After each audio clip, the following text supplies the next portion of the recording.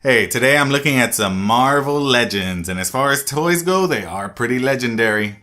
That is such a bad joke. You're a bad joke.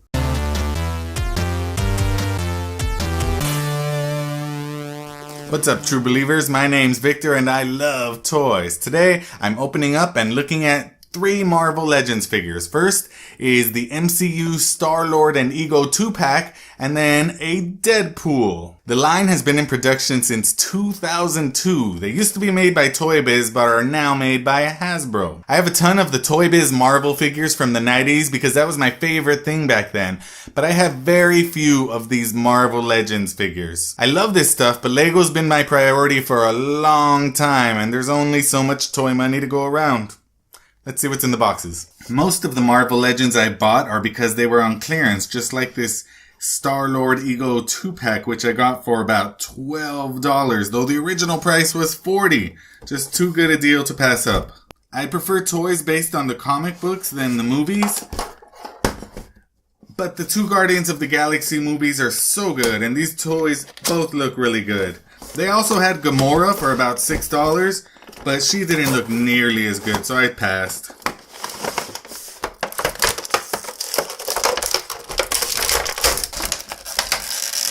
Alright, so in the pack we've got the 2 figures. Each one comes with an extra head, and Starlord comes with 2 blasters and a walkie-talkie or something that clips to his belt.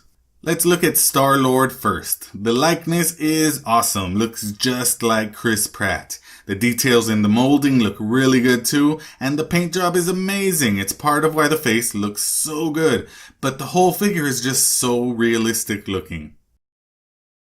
I think I'll be displaying it with the helmet though. It's just more superhero-y, more sci-fi, more fantastic looking.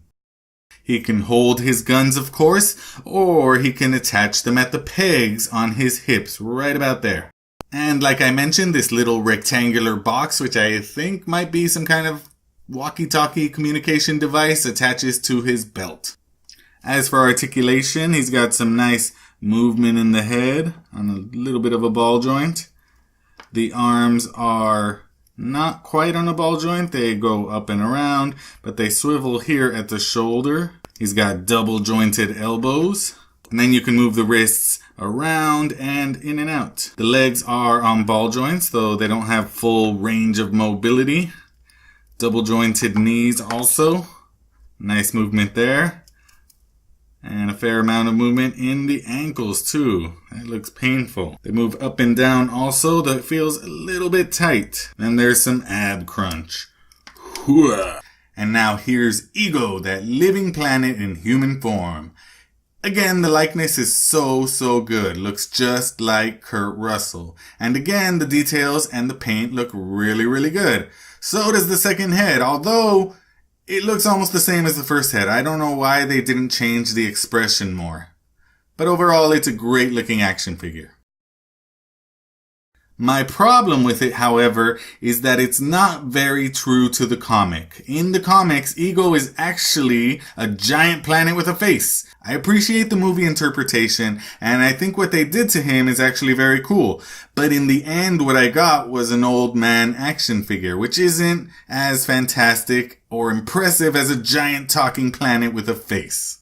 Here's Ego's articulation. His head is about the same as Starlord. His cloak kind of gets in the way a little bit. He's got ball joints in the shoulders and also a swivel, double jointed elbows, and the same wrist movement as Starlord, though he's got those guards that kind of block it a little bit. Legs are exactly the same as Starlord also, the same ball joints, though there's a little bit of blockage in the motion.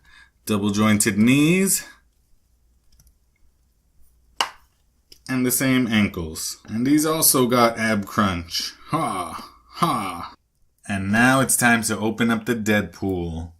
Deadpool was probably my favorite as a kid, so I paid the full $20 retail price for this one because they've made 1 or 2 in the Legends line before, and I never even saw them on the shelf, so as soon as I saw this one, I got it. The very first Deadpool figure made by Toy Biz was the very first toy that I collected seriously. At least I kept the packaging, and even now to this day I still have the toy and all its accessories, and all that was weird at the time. I thought it was pretty strange as a 12-year-old to keep all the packaging, but turns out it's not that weird.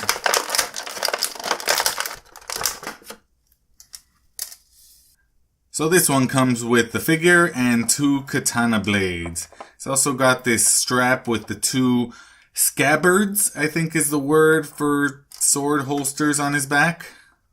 Would have been nice if he had come with a gun maybe too, since he does like guns, but I'm cool with this. Alright, so as for articulation, we've got some swivel in the head, and it moves up and down a bit. In the shoulders, we've got nice ball joints, go all the way around. We've also got some in and out, some extra shoulder joints. We've got a swivel at the biceps, and there's 2 joints in the elbows for a little extra bend there. Then at the wrists, we've got swivel and also some in and out action. There are ball joints at the hips, though we can't do quite a full split. Another swivel at the thighs. Again, 2 joints at the knees. These bend a little more so that the calves can touch the back of his thighs. There's another swivel at the calves, and then the ankles can go up and down and side to side. He swivels at the waist and he crunches at the abs with a clicking sound for some reason, and that's about it. Not that I'm complaining, I'm actually very pleased with that. There's a lot of articulation, and this joint especially surprises me that lets his shoulders move forward and backward. I've seen it in Gundam model kits, but I don't think I've ever seen it in other action figures. Though I don't collect too many, so maybe they've been doing it for a long time and I just don't know. The detailing and the paint, again, are very awesome, I think. The other 2 required probably more work in the sculpting, but this one looks great with all the muscles looking, toned and defined.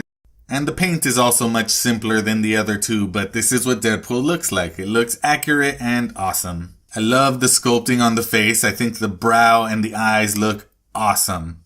Great for close-ups. The belt covered with pockets looks awesome. Those shoulder straps look cool with their painted silver buckles, as does the little Deadpool face on the belt buckle. He's also got this pocketed belt around his thigh, and these bands around his wrists and his ankles and his neck that all make him look a little more detailed and a little cooler. The swords fit nicely into his scabbards, and it all looks very good. I've got no complaints. I like this figure a lot. Here's a quick shot of them all together just to show how cool a display a collection of these makes.